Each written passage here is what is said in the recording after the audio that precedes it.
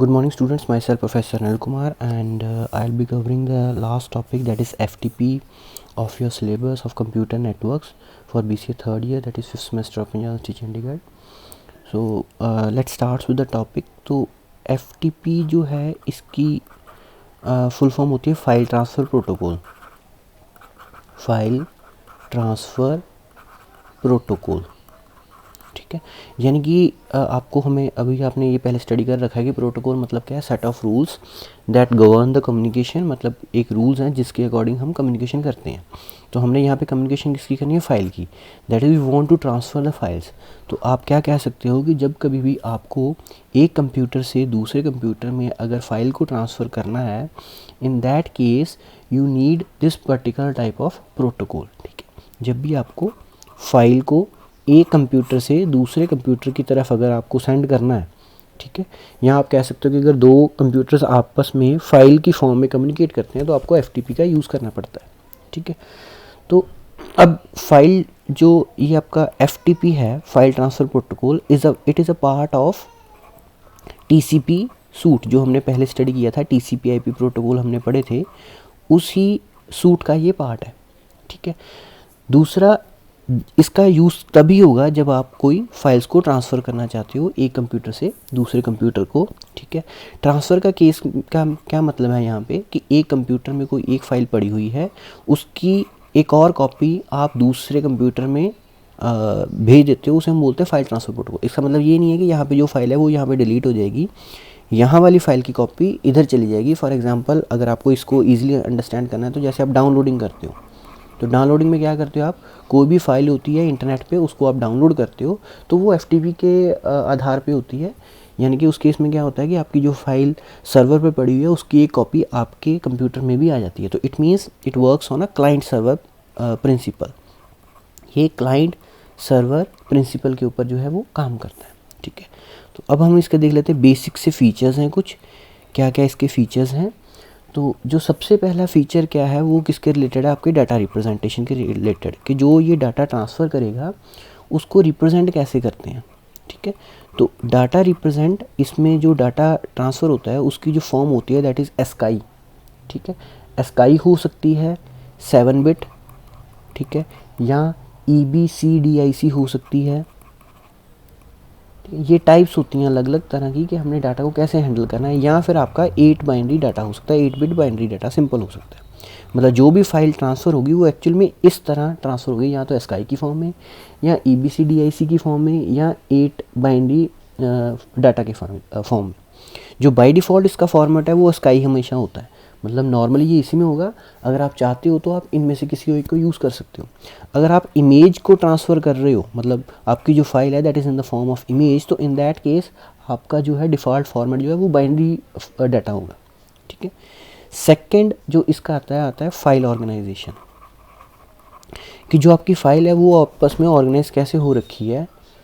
तो जैसे आपने जब डाटा को सेंड करना है तो आपकी फाइल्स दो तरह की हो सकती हैं, स्ट्रक्चर्ड या अनस्ट्रक्चर्ड, ठीक है. स्ट्रक्चर्ड का मतलब क्या है यहाँ पे कि दो तरह की आपकी फाइल्स हो सकती हैं, स्ट्रक्चर या अनस्ट्रक्चर्ड. अब स्ट्रक्चर का मतलब क्या है कि आपका जो डाटा है वो किसी पर्टिकुलर स्ट्रक्चर को फॉलो कर रहा है, ठीक है. और अनस्ट्रक्चर में क्या होता है कि आपकी स्ट्रीम ऑफ बाइट्स होती हैं सिंपली, ठीक है. आपकी स्ट्रीम ऑफ बाइट्स हैं, इसमें क्या होगा कि आपका जो डाटा है ऐसे स्ट्रीम ऑफ बाइट्स का होगा, और आपको कब पता चलेगा कि आपकी फ़ाइल एंड होगी, विद द हेल्प ऑफ एक मार्क होता है जिसे हम बोलते हैं EOF, ठीक है. मतलब आपका ऐसे डाटा जा रहा है, लगातार आपकी स्ट्रीम जा रही है, फ्लो में आपका डाटा जा रहा है. जब EOF आ गया इट मीन्स आपकी जो फाइल है वो एंड हो गई, ठीक है. तो इसे हम बोलते हैं फाइल स्ट्रक्चर. इसको हम बोलते हैं फाइल स्ट्रक्चर, ठीक है. उसके बाद इसमें हो सकता है, अगर ये अभी ये स्ट्रक्चर फॉर्मेट की बात आएगी, अगर ये रिकॉर्ड की फॉर्म में डाटा जाता है, मतलब एक फ़ाइल को हम मान रहे हैं कलेक्शन ऑफ रिकॉर्ड्स, तो एक रिकॉर्ड चला जाएगा. कब पता चलेगा कि एक रिकॉर्ड एंड हो गया, जब उसके एंड पे आ जाएगा EOR, यानी कि एंड ऑफ रिकॉर्ड, ठीक है. इस केस में हम क्या बोलते हैं, ये रिकॉर्ड स्ट्रक्चर को फॉलो कर रहा है, ठीक है। अनस्ट्रक्चर्ड के केस में पूरा का पूरा फाइल स्ट्रक्चर बना हुआ है। स्ट्रक्चर के केस में आपका रिकॉर्ड स्ट्रक्चर भी हो सकता है, एक पेज स्ट्रक्चर भी हो सकता है। ठीक है। पेज स्ट्रक्चर का क्या मतलब है कि जो आपका डाटा है वो कैसे जाएगा, पेज वाइज। जैसे हमने ऊपर क्या बात की कि वो रिकॉर्ड वाइज डाटा जाएगा, यहाँ पे क्या जाएगा, पेज वाइज डाटा आपका जाएगा। ठीक है। हर पेज का एक पेज नंबर होता है, हर पेज का एक पेज हेडर होता है। ठीक है। लास्ट जो इसका फीचर है ये होता है आपका ट्रांसमिशन मोड। जो नेक्स्ट फीचर है दैट इज़ ट्रांसमिशन मोड, कि आपका डाटा किस फॉर्म में जो है वो ट्रैवल करेगा। पहले हमने बोल दिया कि डाटा को रिप्रेजेंट कैसे करेंगे, स्काई में, बाइनरी में या ABCD में।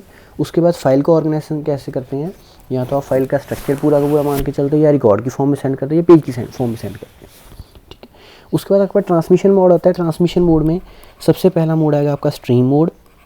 स्ट्रीम मोड यानी कि आपका जो डाटा है वो एक स्ट्रीम ऑफ बाइट्स की फॉर्म में जो है वो ट्रांसफ़र होता है। ठीक है। ये डिफ़ॉल्ट मोड है। ठीक है।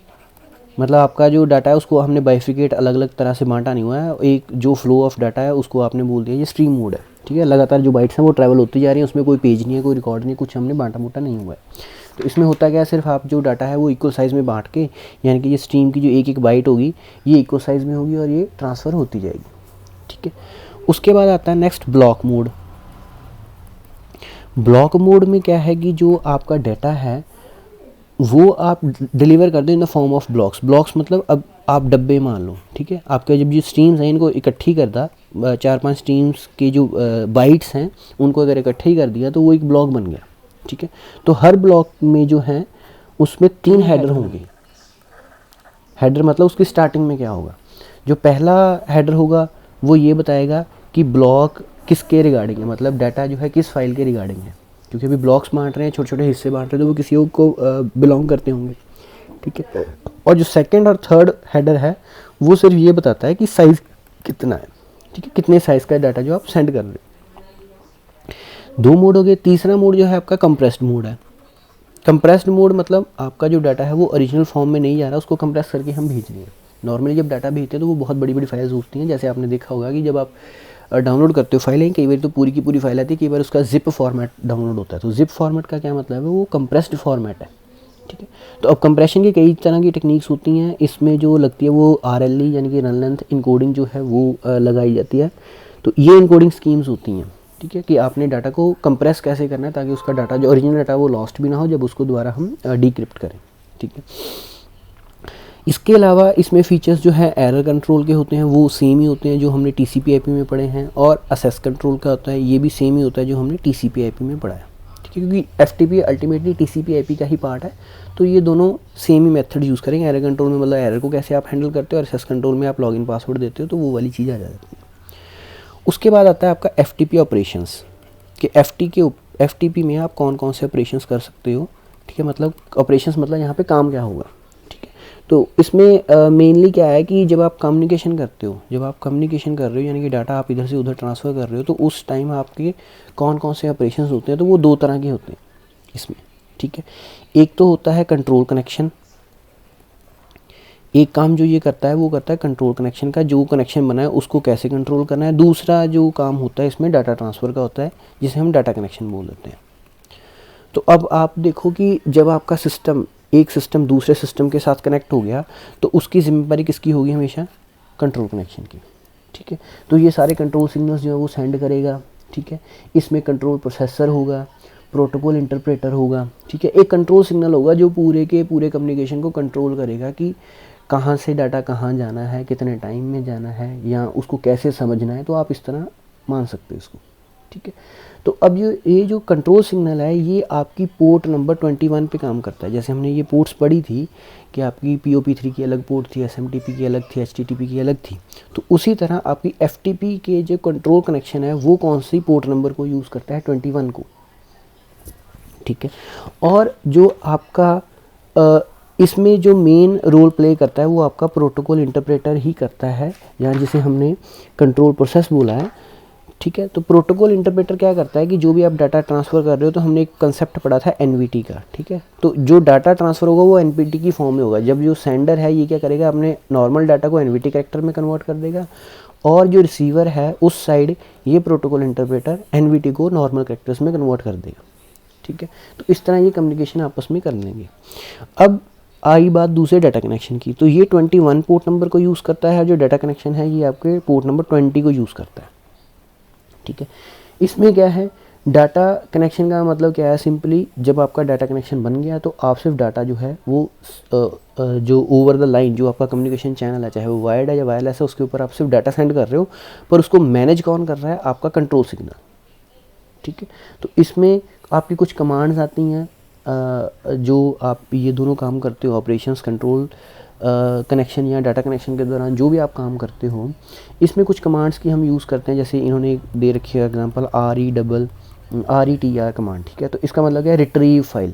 रिट्रीव फाइल मतलब का क्या मतलब है कि आप सर्वर से क्लाइंट को फाइल भेजना चाहते हो, ठीक है। मतलब आपने सर्वर से कॉपी करनी है फाइल क्लाइंट को, तो उस समय आप कौन सी कमांड जो है ये टेक्निकली बैकएंड पे एग्जीक्यूट होंगी, RETR, ठीक है। अगर आप STOR कमांड यूज़ करते हो तो इट मीन्स क्या है, स्टोर। तो इसका मतलब उल्टा है कि आप क्लाइंट से डाटा जो है वो सर्वर पर लेके जाना चाहते हो, ठीक है। उसके बाद एक लिस्ट कमांड होती है जो सिर्फ ये लिस्टिंग करेगी कि कौन कौन सी फाइल्स को आपने मूव करना है, ठीक है। तो मेन क्या है कि FTP में आपने ये याद रखना है कि FTP मतलब फाइल ट्रांसफ़र प्रोटोकॉल है। जब फाइल आपकी ट्रांसफ़र होंगी तब आप इसका यूज़ करोगे, ठीक है। ये क्लाइंट सर्वर आर्किटेक्चर को फॉलो करता है। इसके ये वाले फीचर्स हैं, डाटा रिप्रेजेंट पहले कैसे होगा, उसकी फाइल ऑर्गेनाइजेशन 2 तरह की हो सकती हैं, स्ट्रक्चर्ड या अनस्ट्रक्चर्ड, ट्रांसमिशन मोड 3 तरह के हो सकते हैं। उसके बाद इसके ऑपरेशंस 2 ही होंगे, कंट्रोल और एक होगा डाटा कनेक्शन। तो डाटा कनेक्शन में आप सिर्फ डाटा ट्रांसफ़र कर रहे हो, ठीक है, और पोर्ट नंबर आप 20 का यूज़ कर रहे हो, और इसमें सिर्फ वो फाइल्स इन्वॉल्व होंगी जो एक्चुअल में डाटा है, और कंट्रोल क्या करेगा, उसको कंट्रोल।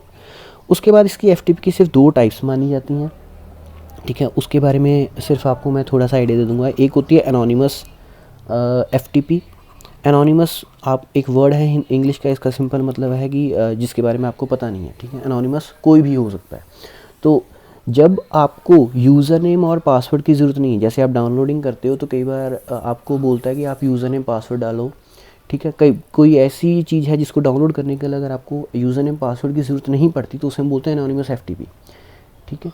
तो ये नॉर्मली हम करते हैं पब्लिक एक्सेस के लिए। जब हम ऐसी कोई अपनी फ़ाइल अपलोड कर रहे हैं जिसको हम चाहते हैं कि कोई भी बंदा डाउनलोड कर ले, तो उसे हम बोल देते हैं एनोनिमस FTP। इस केस में जो आपका यूज़र है उसका नाम होता है हमेशा गेस्ट, और पासवर्ड जो है वो आपका पासवर्ड ही रहता है, ठीक है। सॉरी, इसमें जो आपका यूज़र नेम होता है वो आपका एनोनिमस होता है, यूज़र नेम आपका एनोनिमस होता है, और गेस्ट आपका पासवर्ड होता है। ये बाय डिफ़ॉल्ट चलता है, ठीक है। ये एक तरह का FTP हो गया। दूसरा जो FTP है दैट इज़ TFTP। इसको आगे T का मतलब क्या है, ट्रिवियल, ठीक है। बाकी सारा सेम है, फाइल ट्रांसफ़र प्रोटोकॉल। T का मतलब क्या है, ट्रिवियल। सो ये उस केस में यूज़ किया जाता है जहाँ पे आप FTP के प्रोसीजर्स को यूज़ नहीं करना चाहते और आपके पास इनफ रिसोर्सेज नहीं होते। मेनली जब आपके पास इनफ रिसोर्सेज नहीं होते, मतलब जितने आपको रिसोर्सेज की ज़रूरत है उतने नहीं होते, तब आप इसको यूज़ करते हो, ठीक है। सो नॉर्मली TFTP कहाँ पे यूज़ होते हैं, loading the images on the diskless machines और upgrading the operating system in the network devices such as routers. जब आपको कोई इमेज डिस्कलेस मशीन के ऊपर लोड करनी है या आपको अपना ऑपरेटिंग सिस्टम को अपग्रेड करना है, तब आप इसको यूज़ करते हो। तो इसके क्या फ़ीचर्स हैं, नॉर्मली ये आपका क्लाइंट सर्वर आर्किटेक्चर के ऊपर ही जो है बेस्ड है, और उसके बाद ये UDP पोर्ट नंबर 69 पे काम करता है, ठीक है। ये अनसिक्योर्ड प्रोटोकॉल है, जैसे उसमें हमने बोला कि FTP जो है वो यूज़र नेम पासवर्ड को यूज़ करता है, ये आपका अनसिक्योर्ड आता है, ठीक है। और इसमें क्या है कि क्योंकि UDP फॉलो कर रहे हैं, UDP मतलब यूनिफॉर्म डाटा प्रोटोकॉल, तो उसमें क्या होता है कि आप हर एक पैकेट को इंडिविजुअली ट्रीट करते हो, तो आपका हर एक पैकेट इंडिविजुअली आएगा, उसका अलग अलग सीक्वेंस नंबर होगा, वो अकेला अकेला ही एक्नॉलेज होगा, ठीक है। तो ये इसके कुछ फीचर्स हैं। तो जब आपको एग्ज़ाम में आता है नॉर्मली, तो आपको क्वेश्चन आएगा कि right a note on the FTP, तो आपको ये सारी चीज़ें जो है कवर करनी है। Thank you very much, thanks for listening, thank you.